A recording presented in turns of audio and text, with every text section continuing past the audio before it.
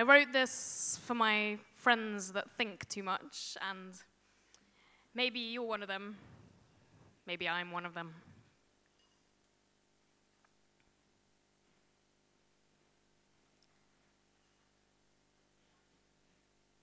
Above the city, 2 trees stand, weather-worn and scarred with centuries of salt winds, twisted backwards by the torment of the coast, stretching out their arms across the swirling estuary, the rock face dropping down into the river, running always out to meet the sea. You know the trees I mean. Work with me here. You know the trees I mean. Yeah, I thought you did.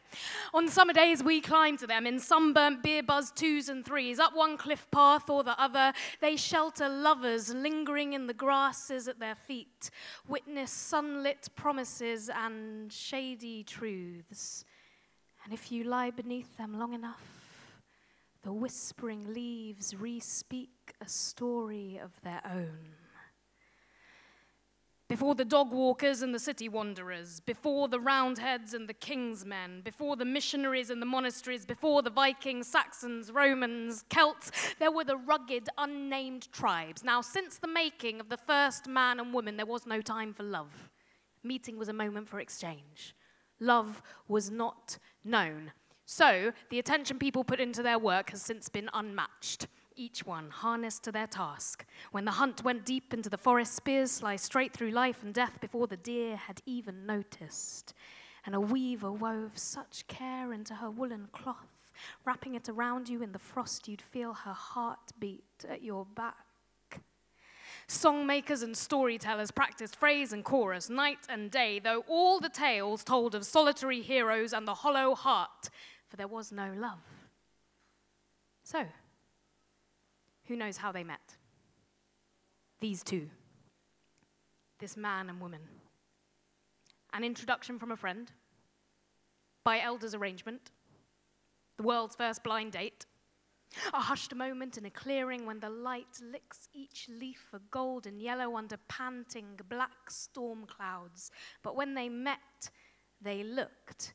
And when they looked, they knew that things were not as they should be. They didn't go home with the sunset. Hand in hand, they climbed high up on that headland to look out.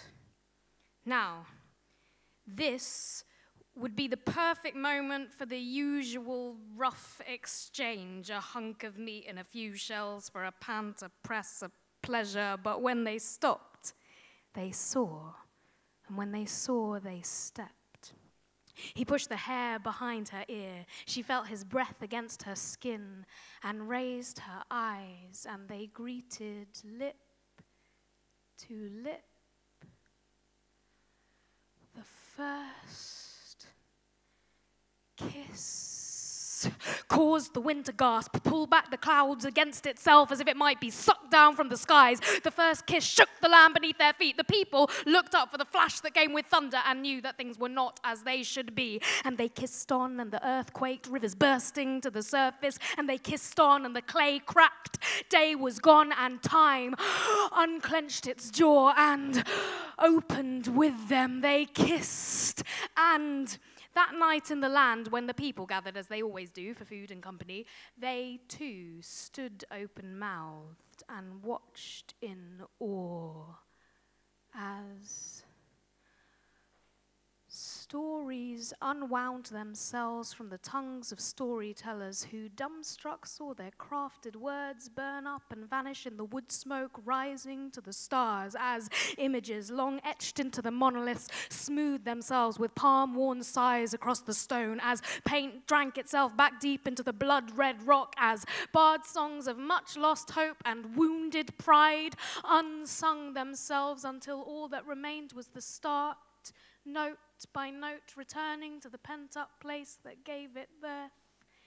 They kissed, and fire swallowed itself back into the sticks, the trees, the forest stirred and bristled.